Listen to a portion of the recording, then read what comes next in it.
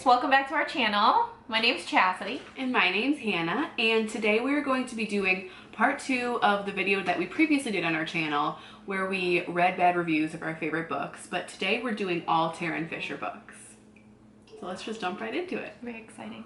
So the first book that we're going to be doing is my favorite book of all time, The Opportunist.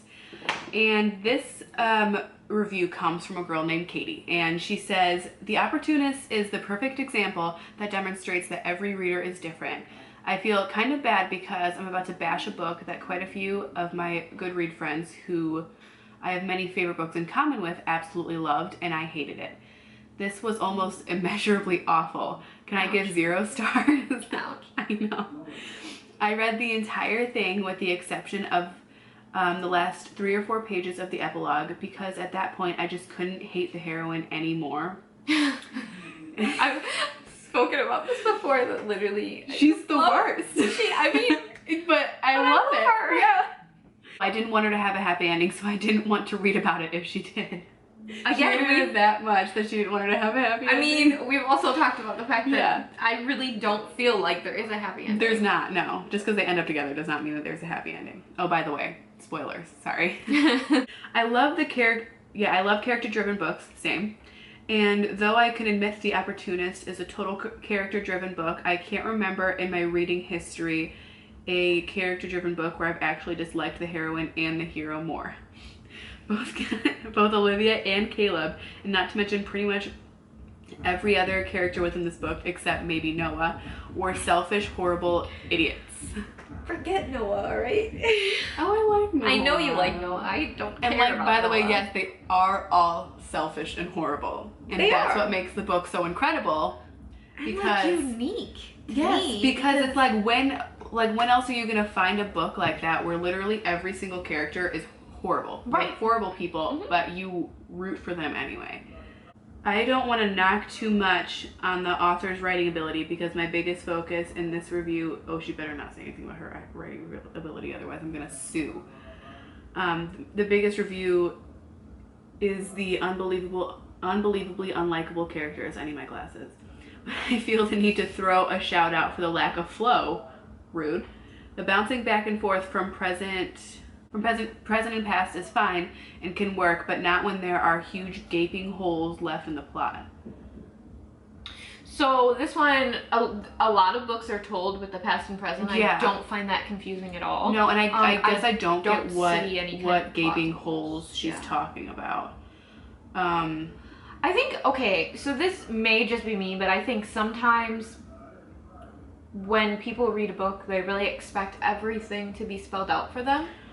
Okay, yeah, I see where you're going. And like, where it's like time passes and sometimes you don't need the explanation. Yeah. You know, like, and it happens with a lot of authors. It's not just this book, but it can't spell out every single second of every single day. Sometimes days have to pass and they're not written about, but it's like clear that nothing really events happen and there's just not as much detail talked about with that event happening. So I think maybe that has something to do with it, because I really don't. She said she felt like she said, I thought I was actually skipping pages. I don't get that. I don't get that either. I didn't have any problems reading this one. 99% of this book is first person from Olivia's point of view, and then to me something that was none other than a sheer lack of creativity or utter laziness. We get 4 pages of a third person perspective of Caleb faking his amnesia. That wasn't, I don't think that was at all pure laziness. I think it was setting it up for the future books, because the future books are more from Caleb's point of view. Yes, ma'am. So I think that was kind of introducing that aspect of it, because it wasn't towards the end that happened. It wasn't towards the end. Yeah, the whole thing was from Olivia's point of view until the end, and then it set it up for Dirty Red. I do feel like it's kind of difficult to give a review on just The Opportunist. Yes. You really need to read all 3 of them, yeah. That was supposed to explain his lies, his deception to everyone. Sorry, not working for me. Once again, of course, he's a terrible person. Like, this is not new to us. That then it being spun into Olivia's fault that he cheated on top of Olivia losing her virginity to some nasty guy just to get back at him. Who the hell does this stuff? Horrible people. Yes, I know fictional people, but I can still hate them. Oh, and the cherry on top, the clincher, get ready for it, it doesn't even have a happy ending. They don't end up together.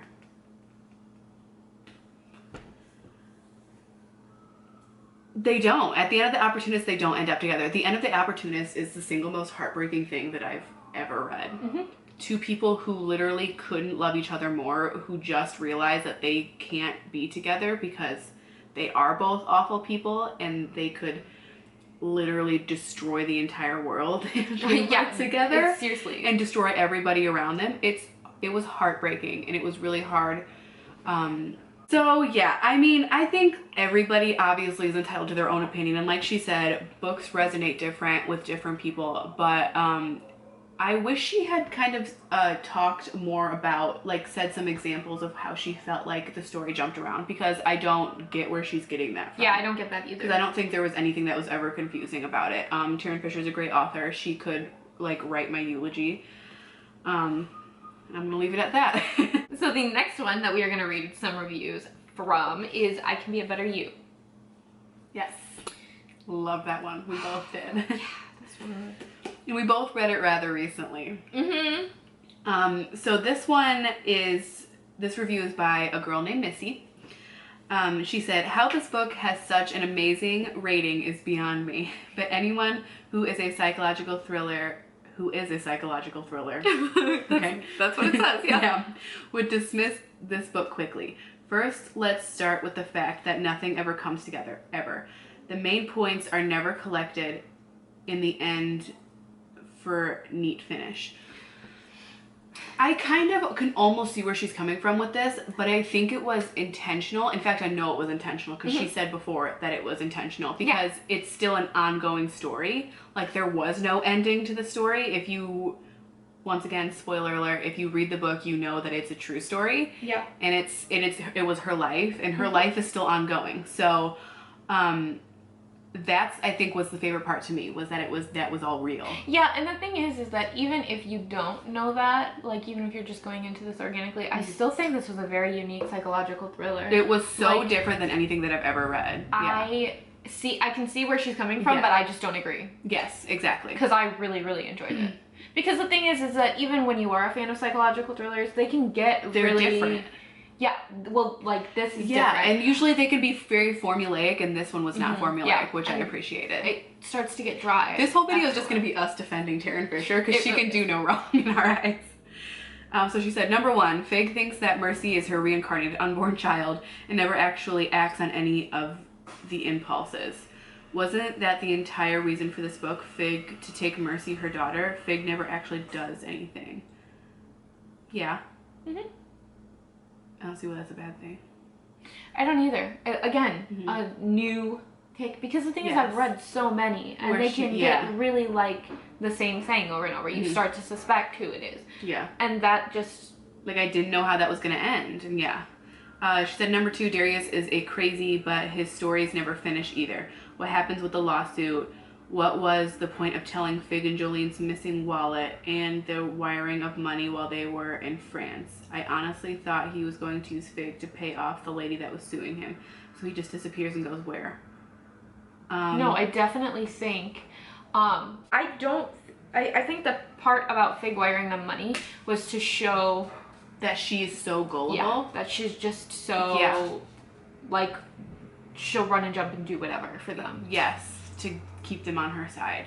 But it's a power thing. It's a power struggle back and forth, because she also does a lot of manipulating herself. And I loved that this book was told in 3 parts, because it really changed it up for me. I was like, whoa. Yeah. What was the point of Ryan? Seriously, someone tell me, because he's Josh. Ryan was Josh, right? As far as I know, point of Ryan. Like, look, if leave Josh alone. Don't read Taryn books, and you don't follow Taryn, you're just not gonna understand. I honestly, I stand by that very firmly. If you don't, like, look at the Tuesdays with Taryn, if you don't know Taryn and the books that she's written in her life story, that book won't make any sense to you. So just be warned. I do kind of get where this girl is coming from. Yeah, no, and I definitely I don't want to say the book won't make any sense to you, but there are aspects of it that will seem like they didn't need to be there, but they're definitely valuable, because once again, it's Taryn's story, and Josh obviously is a huge part of her story, because they're married and have a child now. So, number 4, Jolene deserves everything she gets for being stupid. She made me angry just listening to her point of view chapter. Agreed. Like, she was dumb. She fell for it. And Taryn has said before, like, I just want to help people, even if it gets me taken advantage of. Yeah. And I feel that's what her. And I think she'd do it all of, like, she literally said, I think last week, she goes, I still freaking love Fig or something like that. Like, she still cares for this girl who she wrote. Which I can relate to on, like, a personal level, because I've definitely dealt with that in my life. And it's hard to, when you're a person who cares so much and loves with everything you are. Who's an empath, it's hard to turn people away, even after they've done crazy stuff. Yeah. So she said this was a horribly executed book, and I would not recommend it to anyone. That's fair. Don't agree. That's fair. Yeah. Yeah. I don't think it was really executed. No, I think it was executed very well. But for our last book, we're going to be doing Fuck Love. I don't know why I said fuck so quietly, as if like that was gonna like make it less of a cuss word. So this review is by a girl named Natalie. She said, I hate to do this, but I had to DNF this one. There was nothing to keep me picking this book up again, and there was only one redeeming factor of this book. Taryn Fisher is a good writer. Her writing style is wonderful. The words she uses and the way she describes things are enthralling. Totally agree. Sadly, the rest of it was just a big fat no. Let me start with the main issue I had with this book. The main protagonist, Helena, through this book, she fantasizes about her best friend's boyfriend, Kit, because of a dream. She dreams that they're married with kids and they bump uglies on a table. She wakes up like, shit, I just had a dream about Kit and now I'm suddenly in love with him. I mean, she's not wrong. She's not wrong. But again, we're just defending Taryn Fisher. She's not wrong, and I can get why that would piss some people off, but I love it because I think it's, once again, it's such a unique thing. Taryn writes books that are nothing like any other book that I've ever read before, and that's what I appreciate so much about them. So yeah, you're right. It's weird that she had a dream and suddenly she's in love with him, but also I think dreams can be a really powerful thing. Yeah. A dream that I had as a child, fun fact, is the entire reason why I'm terrified of E.T. Like, I think they do translate into your life. I had a dream of E.T. eating my toes one time when I was a kid, and until I haven't watched E.T. since, and I refuse to. Yeah. It's like one of those things where I think it can really, it's like your thoughts when you're, and also like who's to say that she didn't have feelings for Kit before, she just didn't realize it. I think your thoughts when you're sleeping, it's like when you get drunk, it's like drunk thoughts are like sober. Word vomit. Yeah. Yeah, it's like what you're really thinking, but it's like your subconscious letting you know. Say what? It's a dream. They always come up with the weirdest shit ever. It's information just sorting itself out in your head or something. It doesn't mean it's going to happen, or it's destiny speaking to you in your head. Get over yourself. Besides, it's your best friend since childhood's boyfriend. Okay. Can I just point out, I get that. However, her best friend kind of sucked. Yeah, she was the actual worst, and she kind of just felt like it wasn't gonna last long with Kit because she goes through guys like nothing. Which, like, no shade. She's very superficial. Very superficial. It drove me nuts when she would like come over and be like, can you make me a snack? And also it's like one of those things where it's like sometimes people, like she had taken care of, Della was her name, right? Yes. She had taken care of Della forever and always been the responsible friend. Like, I think there does come a point in your life, like I'm not saying what she did was okay, but I think there comes a point in your life where it's okay to be selfish. And clearly she had feelings for Kit, Kit had feelings for her, and they didn't act on them while they were together. Like, it's not like Kit cheated on her or anything. Della is besotted with him. Why would you even attempt to try and shag him? I don't see that. No, it wasn't a sexual thing for them. It was like they genuinely like felt like they were supposed to be together. I didn't feel like Della appreciated him at all. No. So I don't. And Della was crazy and jealous and was so quick to write Helena off whenever it just wasn't convenient for her anymore. Yeah. I gave up before she tried. I don't know if she will, but there is still 65% left. Oh, she said there is still 65% left of the book. So she read 40% or 35% of this book and then wrote it off as bad, which I don't think gave it a fair shot, but. No, I don't think so. And no, because it's like, I was just telling her beforehand, like the beginning of the book and the end of the book, it's crazy for me to think that they're actually the same novel because it changes so much, so. Well, thank you guys so much for tuning in today. Comment down below and let us know what you think if you've read these. Make sure you hit that like button and subscribe and turn on that notification bell so you know when we upload. And we will see you guys next time. Bye. Bye.